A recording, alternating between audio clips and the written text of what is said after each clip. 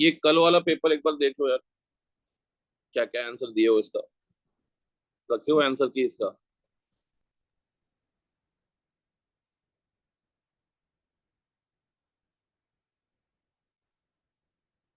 First first का बताओ। 40। First का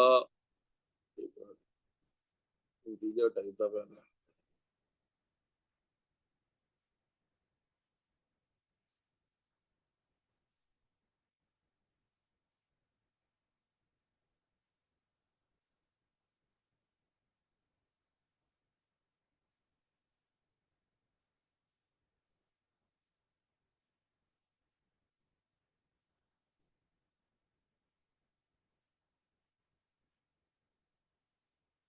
हाँ, फर्स्ट का आंसर इज 40। एक मिनट। सेकंड का क्या आंसर आ रहा सेकंड। है? एक मिनट। फर्स्ट का आंसर आ रहा है 40, बिल्कुल सही आंसर है। सेकंड लीव की हो क्या? यस। क्या बोल रहा है इसमें? B2H6 का रिएक्शन है, डेल्टा एच आर दिया हुआ है रिएक्शन का, BCl3 का रिएक्शन है, डेल्टा एच आर दिया है, B2H6 का फिर हाइड्रोलिसिस है, डेल्टा एच दिया हुआ है, हाफ H2 हाफ Cl2 का रिएक्शन दिया हुआ है। Using the above given thermodynamical data at 300 Kelvin calculate molar enthalpy of sublimation of H3BO3 at 300 Kelvin। तो H3BO3 सॉलिड होता है, इसका सब्लिमेशन हम लोग को निकालना है। तो अगर हम लोग यहाँ पे बात करें तो H3BO3 सॉलिड से हम लोग को जाना है H3BO3 गैस में।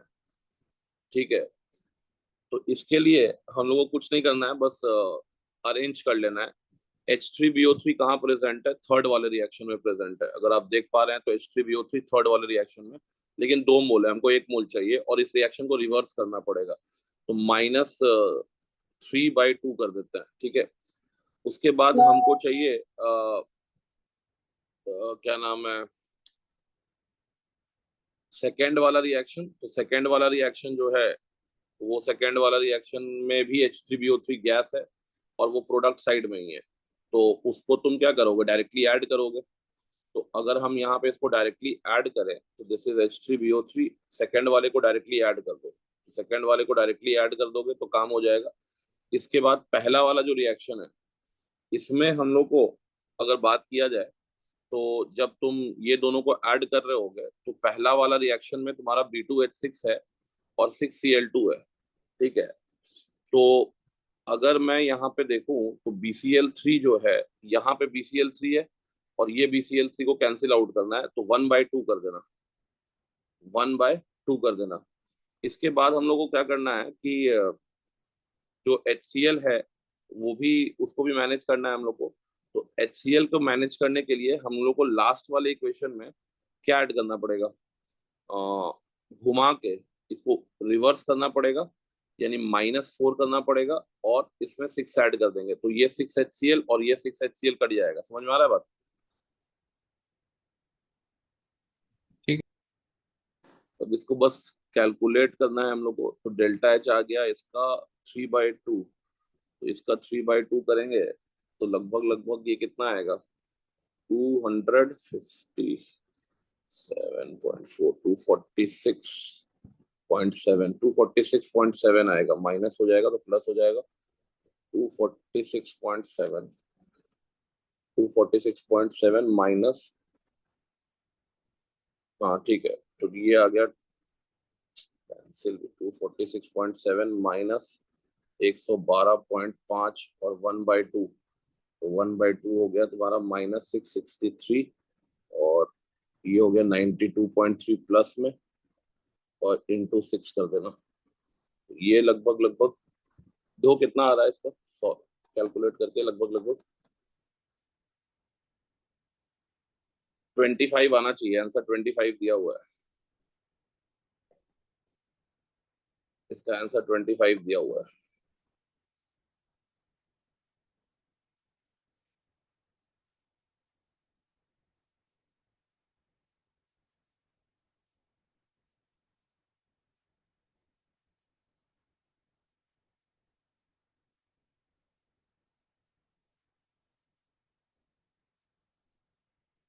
सर आ रहा है ना?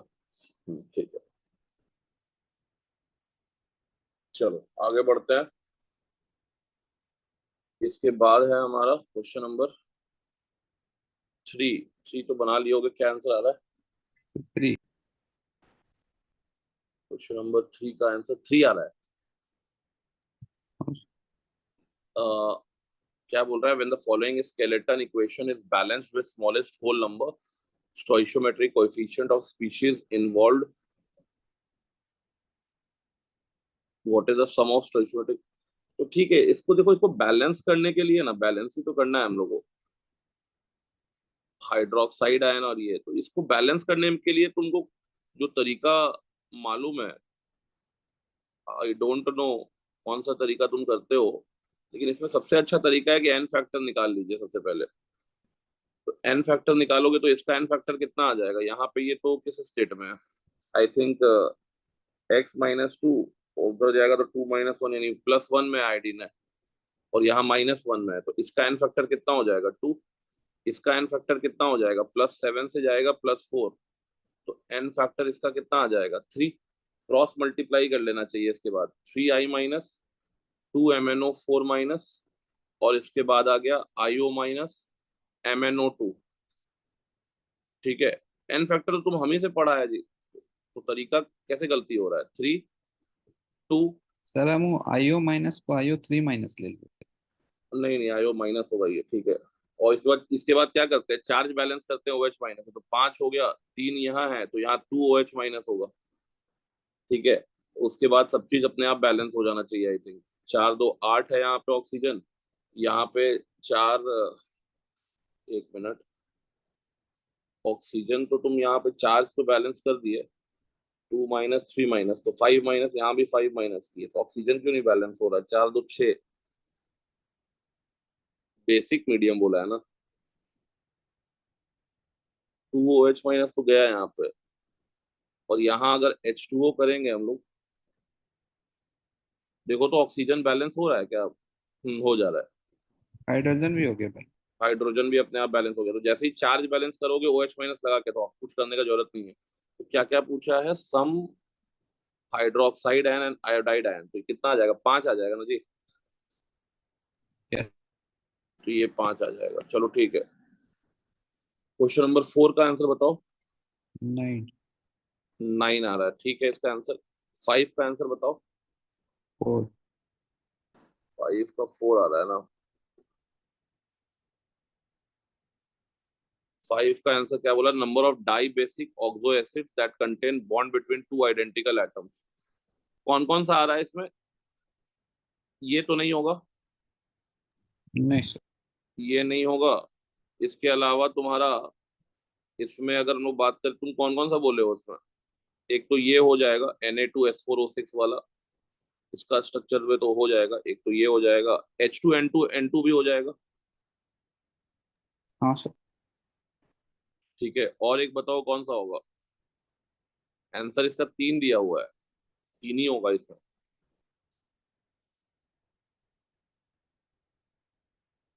इसको एक एक्स्ट्रा ले लियो।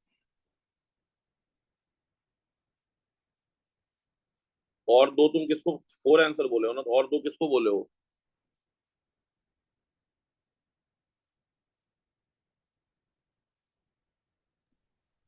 सर H2SO8 में OO बॉन्ड तो है।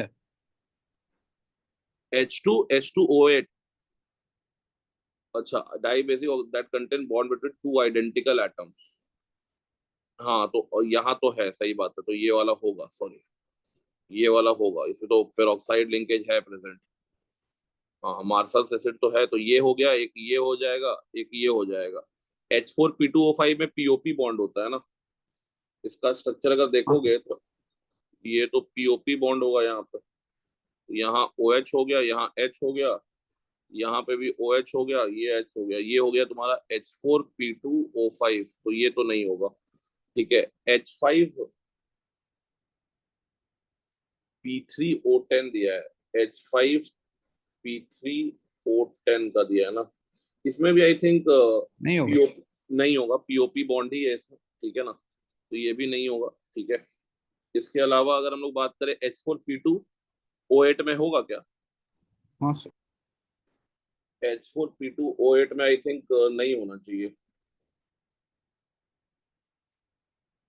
H4P2O8 की अगर हम लोग बात करें, इसमें भी अच्छा, इसमें भी तो ऑक्सीजन ऑक्सीजन बॉन्ड होता है, सही बोल रहा हो, ऑक्सीजन ऑक्सीजन बॉन्ड तो होगा, क्योंकि ये इसका जब स्ट्रक्चर बनाएंगे हम लोग तो इसका स्ट्रक्चर कैसा बनेगा? पी, ये आ गया OH, ये आ गया OH, double bond O, oxygen oxygen, P double bond O, OH and OH। तो इसका आंसर गलत दे रखा है। इसका आंसर जो होगा 5 का, दैट इज नॉट 3, इसके अंदर भी है, ये पेरोक्साइड लिंकेज प्रेजेंट है। तो अगर आइडेंटिकल एटम्स बोला है तो लेना पड़ेगा इसको भी। तो सही है तुम्हारा आंसर, ये वाला 4 ही होगा इसका आंसर। ठीक है, इसके बाद अगर हम लोग बात करते हैं तो बोल रहा है कि हॉफमैन ब्रोमामाइड, ये तो रटा रटाया क्वेश्चन होता है जी। हॉफमैन ब्रोमामाइड कितना है 6 का? तो 1। 1। इसका बैलेंस्ड फॉर्म में रिएक्शन याद रखना है बस, जो एनसीईआरटी में दिया हुआ है, तो इसका 1 आ जाएगा।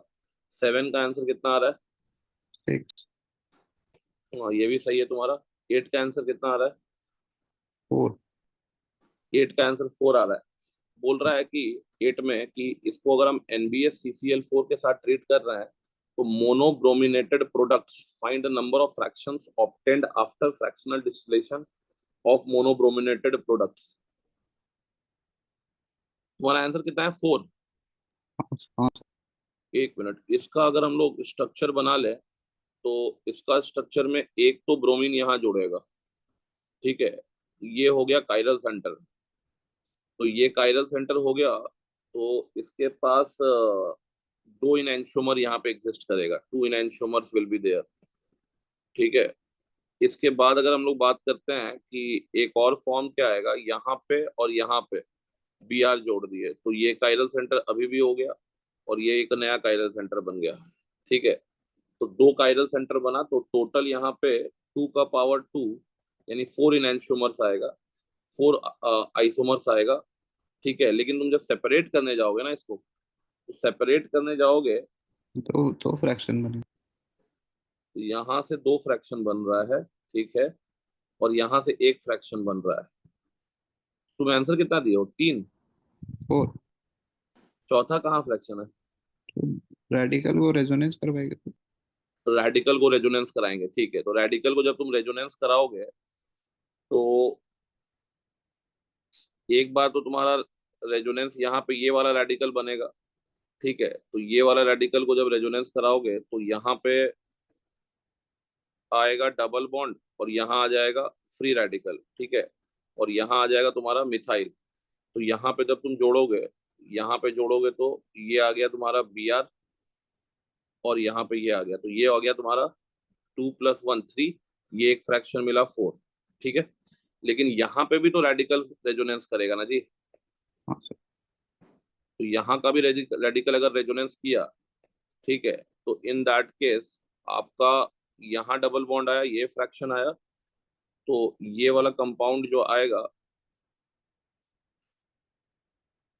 ये आ जाएगा यहाँ पे Br, तो यहाँ से भी तो एक फ्रैक्शन मिलेगा, यस और नो? ठीक है। तो इसका आंसर एक तुम कम कर दिया, सोचा सही लेकिन एक आंसर कम कम कर दिया। चलो ठीक है, 5 आंसर हो जाएगा इसका, क्लियर है? यस। चलो नाइन्थ का देखते हैं, नाइन्थ का क्या आंसर है? 6। सही है। 10th का क्या आंसर है? 3। Number of D block halide that do not exist और are highly unstable, that do not exist और हाईली अनस्टेबल। तो इसमें अगर हम लोग बात करें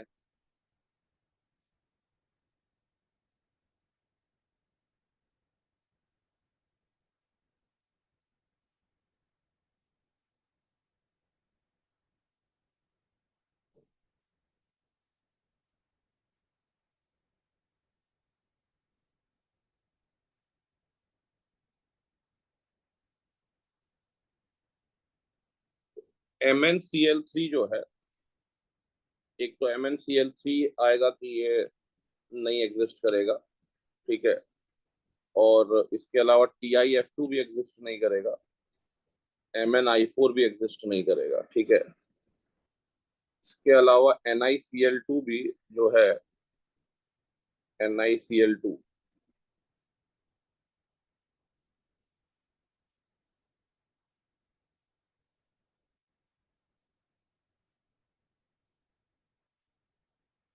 NiCl2 कोई दिक्कत नहीं लगेगा।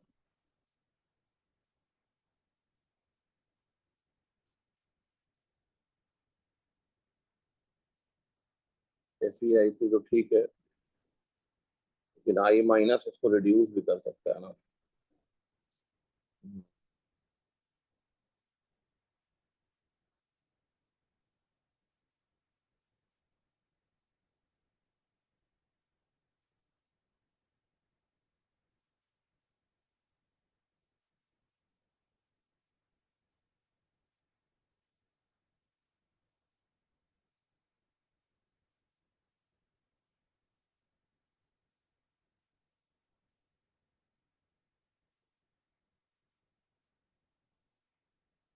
FeI3 भी स्टेबल नहीं होगा, क्योंकि I- Fe3+ को रिड्यूस कर देगा जी, इसमें Fe2+ में, ठीक है।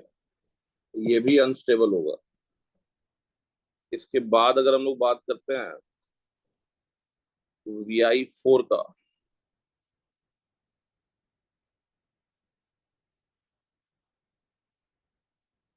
स्टेबल बोला है कि एग्जिस्ट नहीं होता।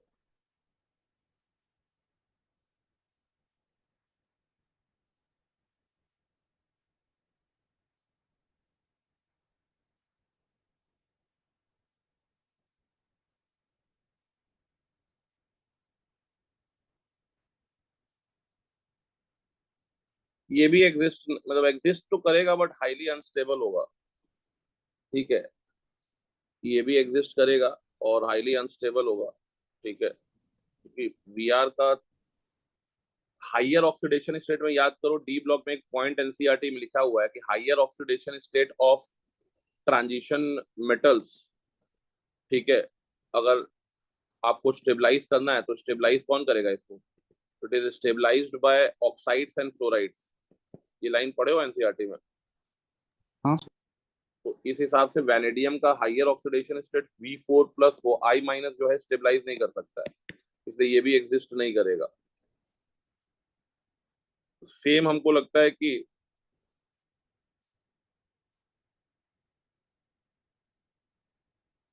NiCl2 तो एग्जिस्ट करता है।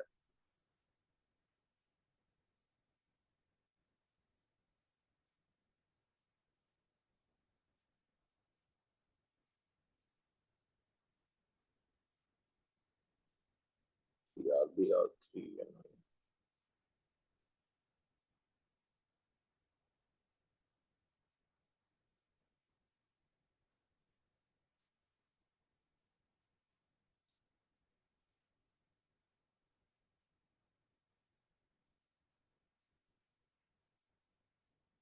NiCl2 भी हो जाएगा। CrBr3 का एक बार एनसीईआरटी में ये देखना पड़ेगा हम लोग को। एनसीईआरटी का एक बार एनसीईआरटी खोलो तो उसमें एक टेबल बनाया होगा, उसमें NiCl2 तो एग्जिस्ट करेगा। CrBr3 का देखो तो कर रहा है एग्जिस्ट। एनसीईआरटी में एक हैलाइड का टेबल दिया हुआ है, एक मिनट।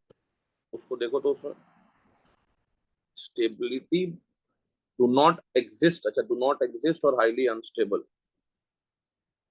एग्जिस्ट तो करता है। स्टेबिलिटी का हमको लगता है CrBr3 को भी लेना चाहिए।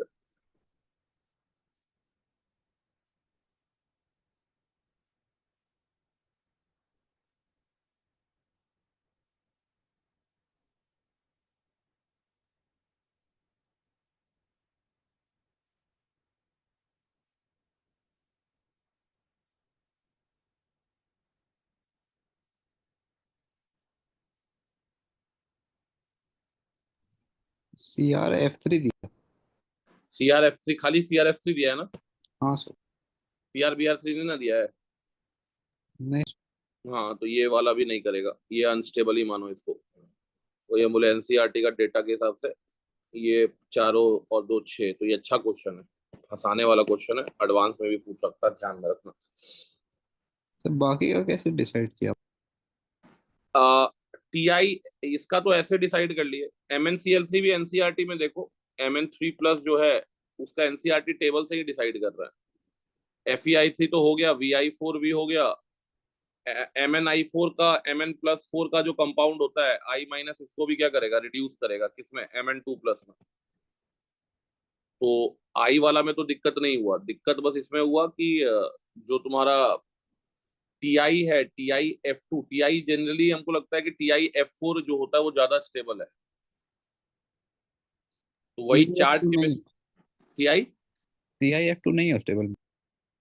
TiF2 एग्जिस्ट करेगा, स्टेबिलिटी का थोड़ा सा हाइयर ऑक्सीडेशन स्टेट में इसका ज्यादा होगा, आई थिंक स्टेबिलिटी थोड़ा हाइयर, फ्लोरीन के साथ हाइयर ऑक्सीडेशन स्टेट में बनाना है। वो टेबल देखो ना, उस टेबल में लिखा होगा आई थिंक।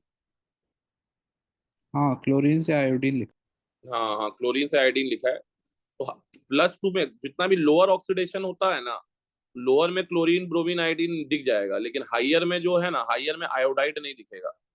ठीक है, तो ये एक थंब रूल की तरह तुम देख सकते हो, इसलिए FeI3 को हटा दिए, Vi4 को हटा दिए, MnI4 को हटा दिए, और Mn2+ में तो ऐसे भी तुम देखोगे तो D5 कॉन्फ़िगरेशन है, तो वैसे भी स्टेबल है, और I- रिड्यूसिंग एजेंट है, तो उसको रिड्यूस करके किस में भेज देगा, Mn2+ में भेज देगा। तो इस हिसाब से FeI3 कट गया, Vi4 कट गया। ठीक है, इसके हिसाब से अगर देखें तो TiF2 कट गया, क्योंकि फ्लोरीन हाइयर के साथ स्टेबल होता है, और MnI4 इसी हिसाब से कट गया। बस एक डाउट था हमको CrBr3 में, लेकिन क्रोमियम का 3+ जो है, इसमें भी खाली एनसीईआरटी जो बोल रहा है, उसको तुमको एक फैक्ट की तरह ध्यान में रखना है कि CrF3 जो है वो स्टेबलाइज रहता है, बाकी इसका नहीं दिया है तो उसको नहीं मानेंगे। ठीक है, क्लियर है बात? यस। यही सब क्वेश्चन फंसाता है, ठीक है, एकदम डेटा पे क्वेश्चन पूछता है ना, जो ये सब टेबल का क्वेश्चन होता है। चलो ठीक है, moving to the next question.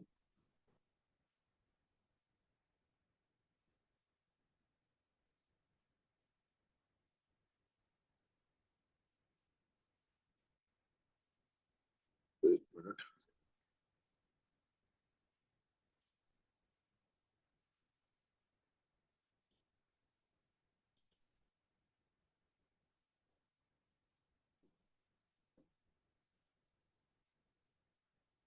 हाँ ठीक है, इसका क्या आंसर आ रहा है? सी। सी आ रहा है ना, सही है। सेकंड का क्या आंसर आ रहा है? डी। सेकंड का दिल्ली आ रहा है। हाँ।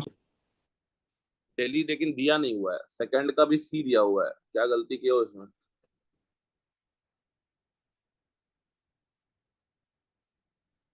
The vapor pressure of CH2 at 50 degrees Celsius is 854 torr, and a solution of 2 gram sulfur in 100 gram of CH2 has vapor pressure of itna.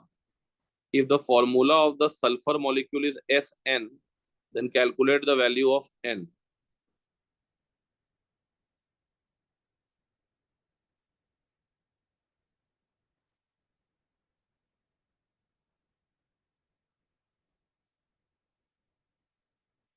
Mm, 4 torr 48 formula of calculation वाला question है, चलो देख लेते हैं इसको।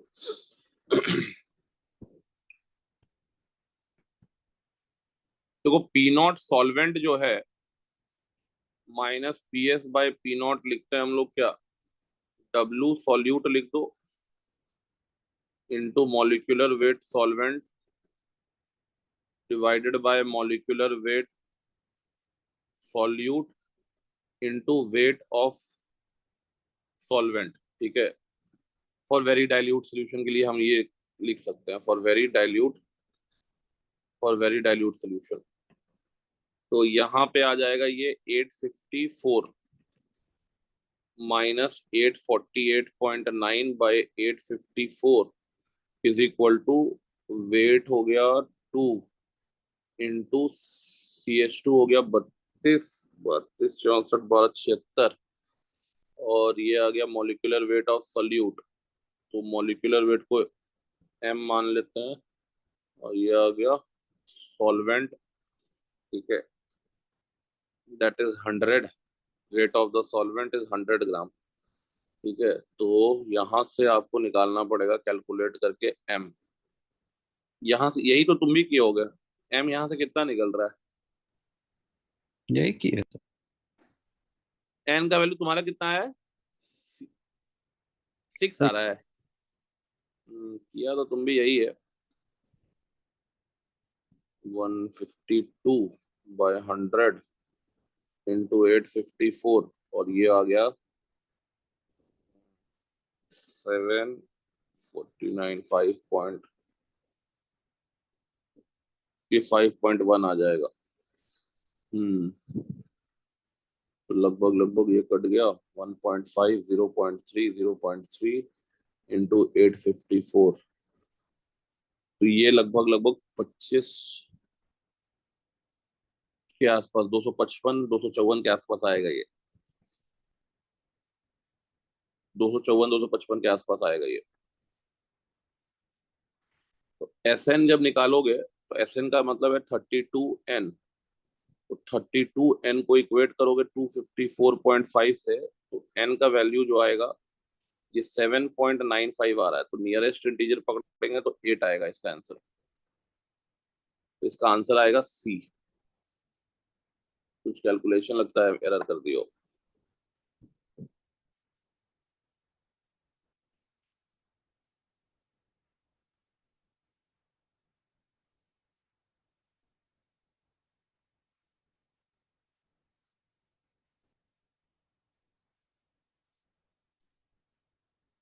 Calculation error किए थे ना, हाँ सर। नहीं करो बाबू, कैलकुलेशन एरर मत करो, एक एक नंबर इंपॉर्टेंट है। चलो आगे बढ़ते हैं। क्वेश्चन नंबर 3 का क्या आंसर आ रहा है? बी। ये सही है एकदम। क्वेश्चन नंबर 4 का लीफ। लीव की हो, और 5 का क्या आंसर आ रहा है? डी। 5 का डी आ रहा है।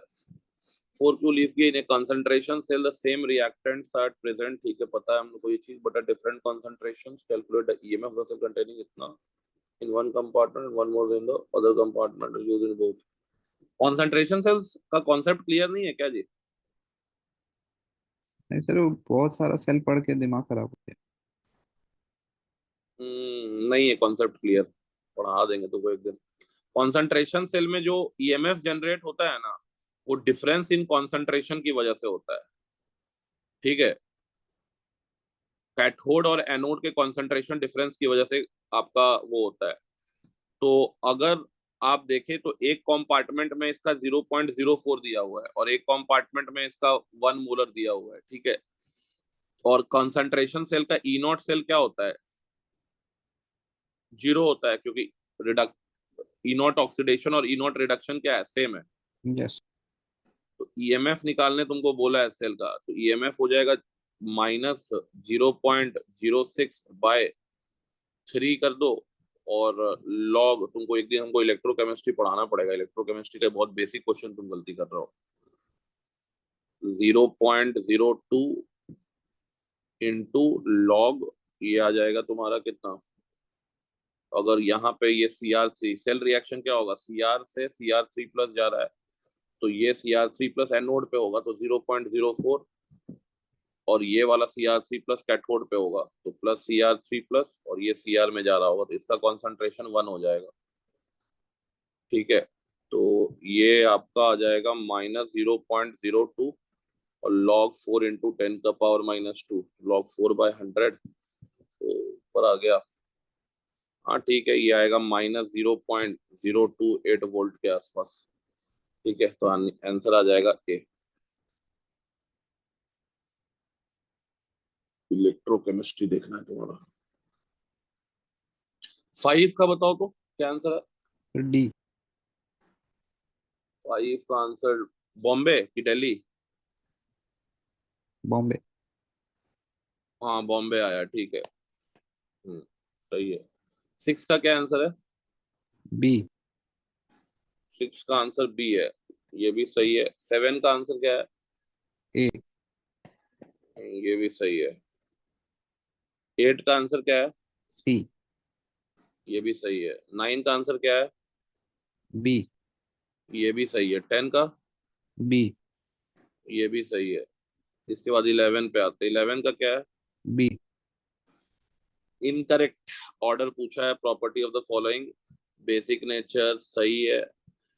सेकेंड आईपी यानी सेकेंड आयनाइजेशन पोटेंशियल बोल रहा है। सेकेंड आयनाइजेशन पोटेंशियल सोडियम का सबसे ज्यादा होगा, फिर सल्फर का, फिर फास्फोरस का, फिर सिलिकॉन का। हम्म, तुम आंसर बोले हो बी ना? हाँ सर।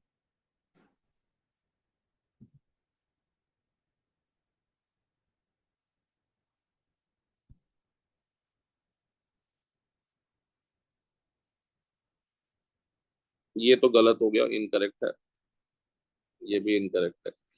सोडियम का तो सबसे ज्यादा होगा। सल्फर का अगर हम वैलेंस इलेक्ट्रॉन निकालें तो इसका कॉन्फ़िगरेशन S+ में हो जाएगा। 1s2 2s2 2p6 3s2 3p3। तो पहला तो बहुत आसानी से निकलेगा। दूसरा निकालेंगे इलेक्ट्रॉन इसका तो हाफ फील्ड से निकलना मुश्किल होगा। 3s2 और ये होगा 3p2। फॉस्फोरस का पहला निकालेंगे तो पहला वाला बहुत मुश्किल से निकलेगा, क्योंकि 1s2 2s2 2p6। ठीक तो है जी ये वाला ऑर्डर?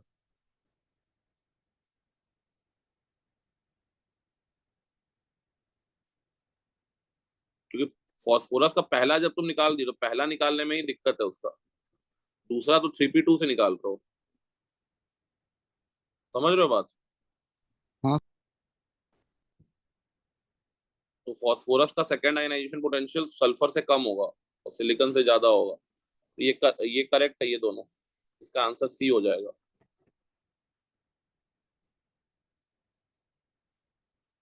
क्लियर है बात? हाँ सर। 12 का आंसर? सी। 6 आंसर आ रहा है। यस।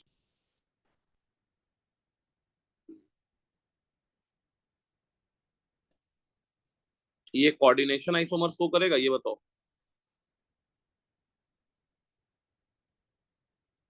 हाँ, रिप्लेस हो करेक्ट। हाँ, रिप्लेस करके कोऑर्डिनेशन कटायनिक एनायनिक कॉम्प्लेक्स है।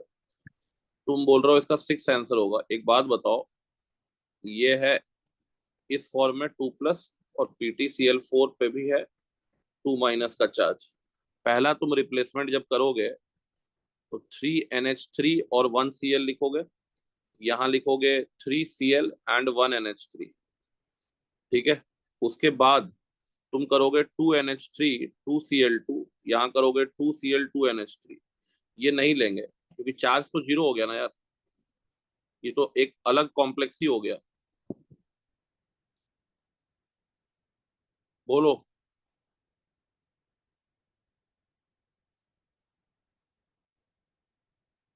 समझ रहे हो ना बात को क्या बोल रहे हैं? हाँ सर।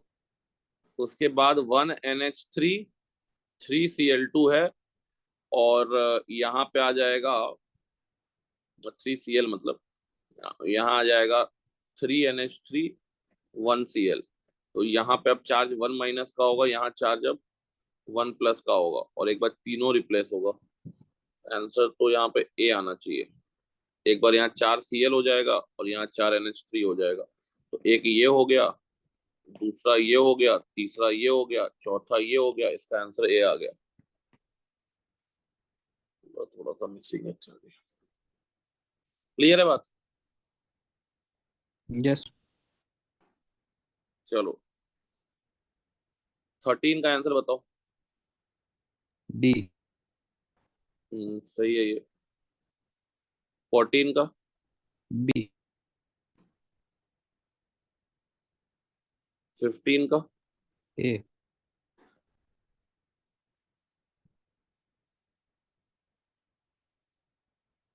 16 का? सी। 17? सी।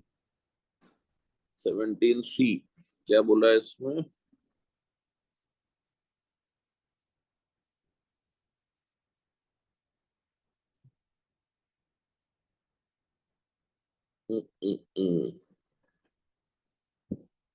एस्ट्रिफिकेशन ही तो कराया है। हम्म।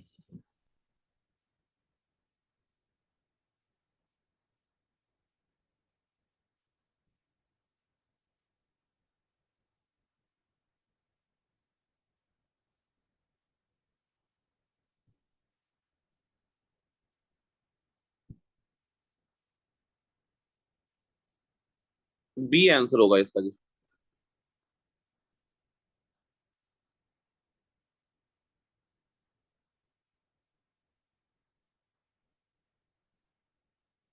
Rate of steric esterification is inversely proportional to steric hindrance। Important point है, याद रखिएगा।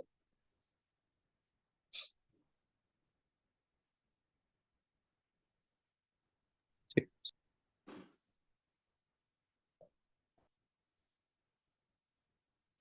18 का।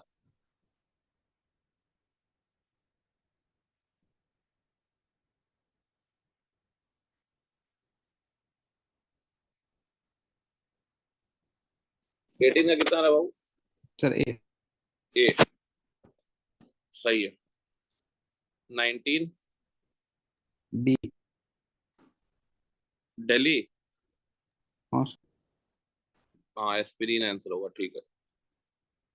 20 का। बी। 20 का बी आ रहा है ना।